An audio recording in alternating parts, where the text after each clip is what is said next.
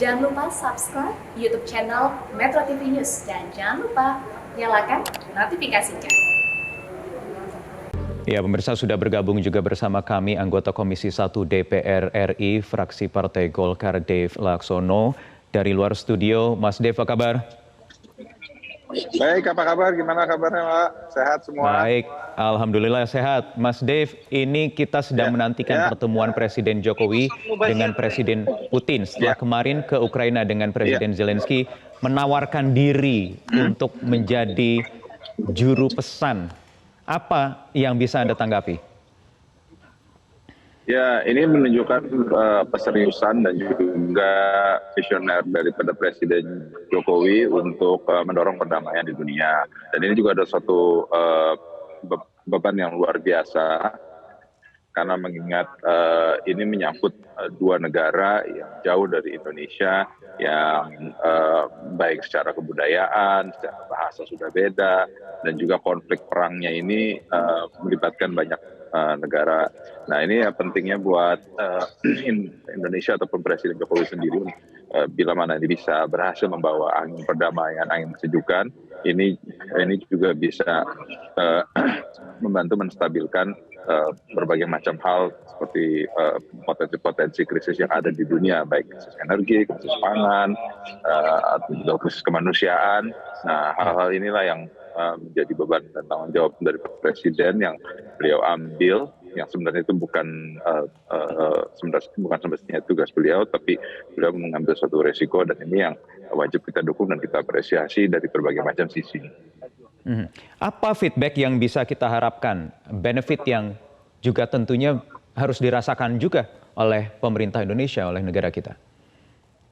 Ya, ini bukan pertama kali kepala negara Indonesia terlibat dalam perdamaian di sebuah konflik di yang jauh ya, di Eropa. Dulu pernah waktu Bosnia Herzegovina itu dalam keadaan perang, Presiden Soeharto pernah turun langsung ke daerah konflik. Begitu juga pada saat ada beberapa konflik di wilayah kawasan ASEAN, Menlu kita Pak Ali Alatas juga turun langsung membantu proses perdamaian. Begitu juga di pada saat konflik yang terjadi di Filipina juga pernah dari Indonesia Menlu dan Presiden yang membantu untuk memperdamaikan, kalau nggak salah itu di kawasan Moro ya. Nah, jadi proses-proses ini bukan hal yang baru, akan tapi ini kalau sekarang ini yang menjadi unik karena ini melibatkan dua negara di Eropa Timur, dan ini berdampak kepada seluruh dunia karena akibat daripada konflik ini terjadi krisis pangan dan krisis energi dan juga inflasi yang melebar ke seluruh dunia, dan ini menjadi suatu tanggung jawab yang besar lah. Ya, Mas Dev, soal krisis pangan yang melanda banyak negara dunia, tentu ini punya dampak langsung karena konflik di Ukraina dan Rusia. Kemudian ada yang mengatakan misi Presiden Jokowi ini sebenarnya misi ekonomi, gitu kan? Kepentingan Indonesia di situ soal mengamankan ketahanan pangan yang dibungkus misi kemanusiaan dan perdamaian. Apa tanggapan Anda? Ya, memang krisis ini kunjungan Presiden Jokowi ke sana ini kita harapkan bisa membantu menyelesaikan permasalahan tersebut. Nah, ini yang menjadi suatu beban yang luar biasa, dan ini harus kita apresiasi dan harus kita dukung, dan juga hasil daripada pertemuan ini kita harap bila mana ini bisa berhasil, ini akan memberikan solusi yang luar biasa, bukan hanya bagi Jokowi, tapi Indonesia, tapi bagi seluruh dunia. Menurut Anda bagaimana respon dari negara-negara G20, Amerika Serikat misalnya, soal undangan Presiden Jokowi? Karena ini kan juga ada pembicaraan rencana soal G20 yang nanti summitnya puncaknya akan digelar di Indonesia, yang kemudian banyak negara anggota G20 ini menyoroti kalau Presiden Putin datang ke Indonesia nanti mereka tidak mau datang. Bagaimana ini? Ya, dengan Presiden Jokowi mendatangi langsung G7, mendatangi langsung Presiden Amerika di Washington, lalu mengunjungi Presiden Zelensky dan Presiden Putin. Bila mana masih ada negara-negara Barat yang ngotot tidak mau datang hanya karena kehadiran Putin, itu menunjukkan bahwa keegoisan mereka itu sangat tinggi.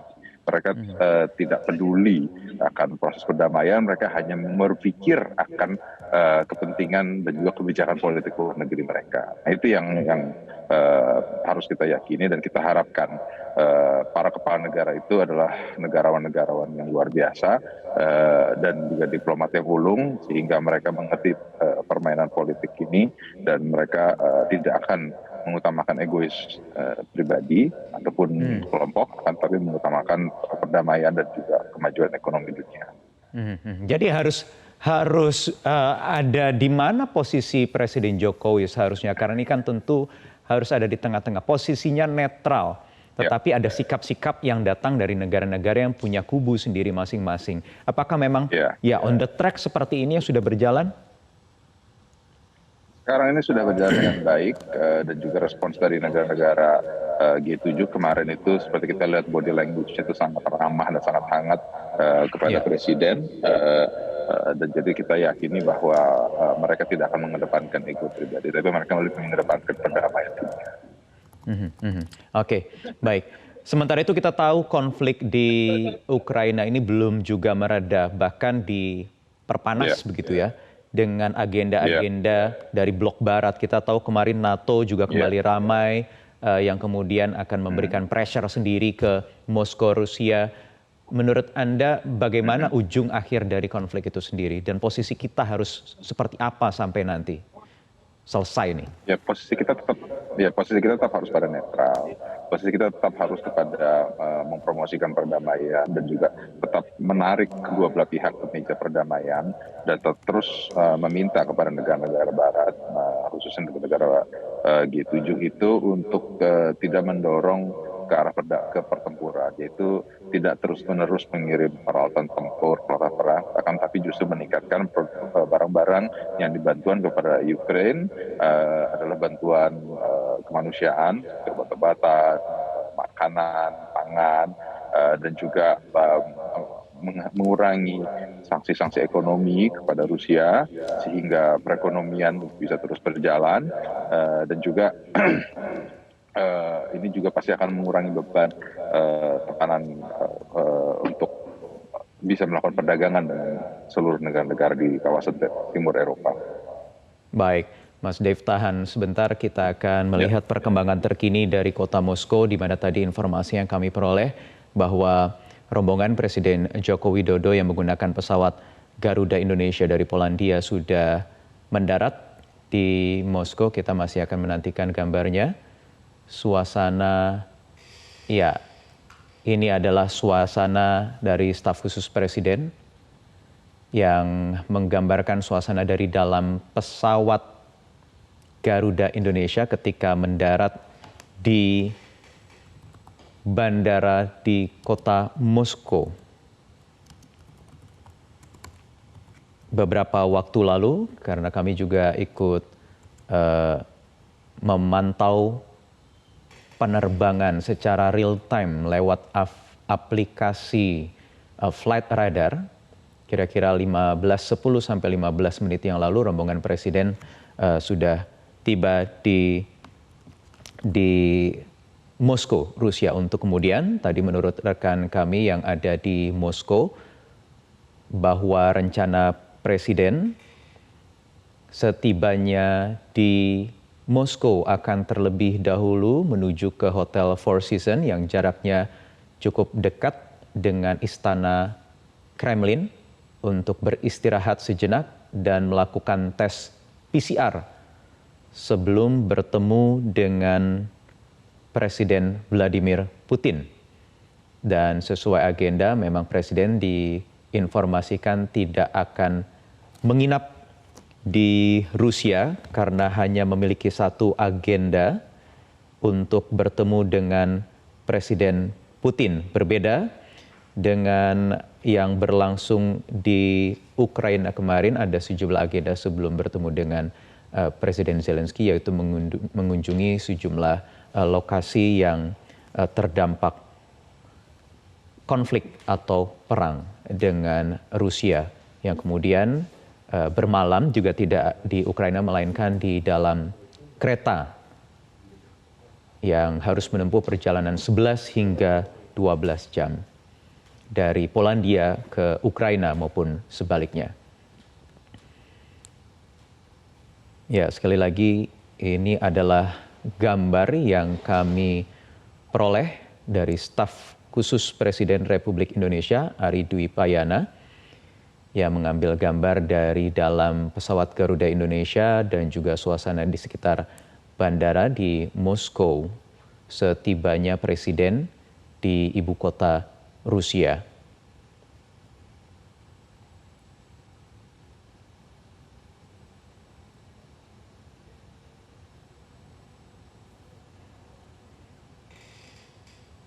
Baik, kita akan kembali berbincang dengan anggota Komisi 1 DPR RI dari fraksi Partai Golkar, Dave Laksono. Mas Dave, ini Presiden sudah tiba.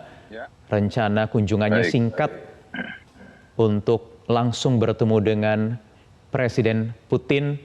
Message apa yang harus firm, tegas disampaikan oleh Presiden Jokowi ke Presiden Putin, walaupun kita ada di posisi netral? Ya, tetap message-nya itu adalah terus mengurangi pertempuran, menghentikan segala macam serangan, dan juga mendorong untuk bisa berbicara.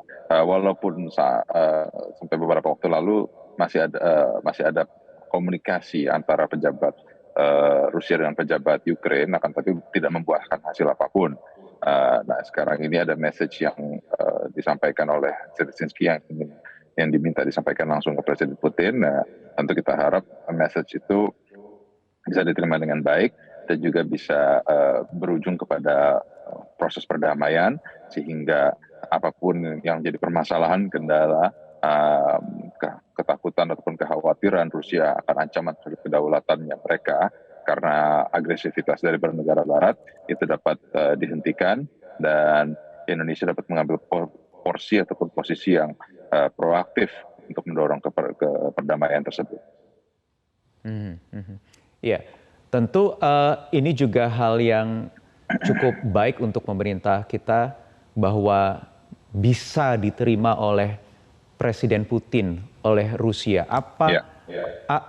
Tentu ada benefit yang ingin diambil juga oleh Rusia dari pemerintah Indonesia. Bagaimana kita benar-benar bisa mendapat manfaat yang baik dari proses negosiasi ini?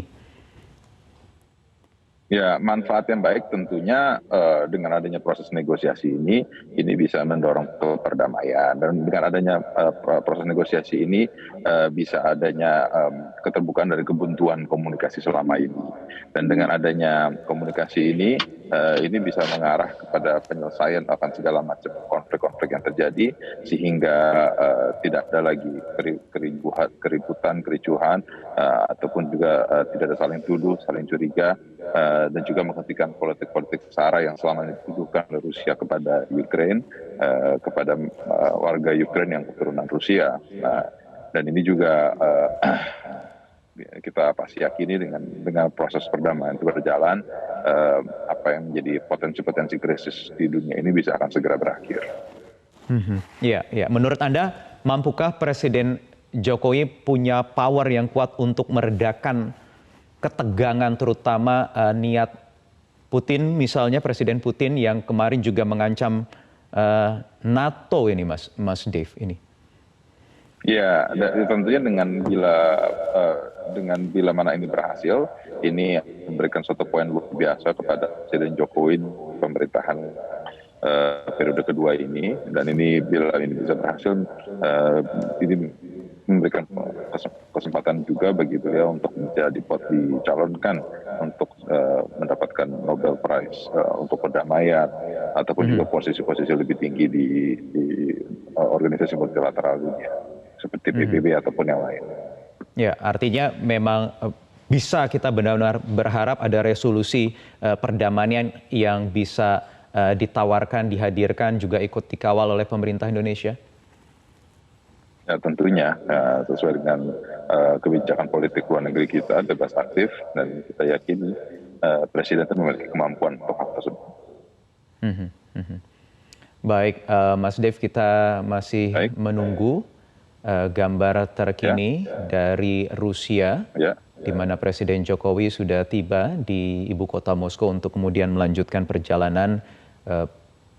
Pertama akan menuju ke Hotel Four Seasons, ya, tempat Presiden akan beristirahat sejenak untuk melakukan tes PCR sekaligus sebelum nanti bertemu dengan Presiden Vladimir Putin. Dan kita tahu bahwa agenda Presiden Jokowi untuk di Rusia, selama berada di Rusia hanya akan berada di kota Moskow saja dan tidak ada agenda lain selain bertemu dengan Presiden Vladimir Putin untuk menyampaikan beberapa hal. Tentunya ada yang berkaitan dengan kapasitas Indonesia, Presiden Jokowi sebagai presidensi G20 yang nanti akan digelar puncaknya rencananya di Bali pada bulan November 2022. Dan juga Presiden kita tahu kemarin menawarkan diri untuk menjadi pembawa pesan damai antara Ukraina dan Rusia yang tengah berperang. Dan tentu ada sejumlah agenda yang nanti akan disampaikan oleh Presiden Jokowi. Di antaranya selain G20 adalah soal upaya Indonesia yang mendorong agar hambatan-hambatan ekspor aneka komoditas kedua negara itu bisa segera ditanggulangi karena memang ada ancaman krisis pangan yang melanda dunia akibat konflik yang terjadi selama beberapa bulan terakhir ini.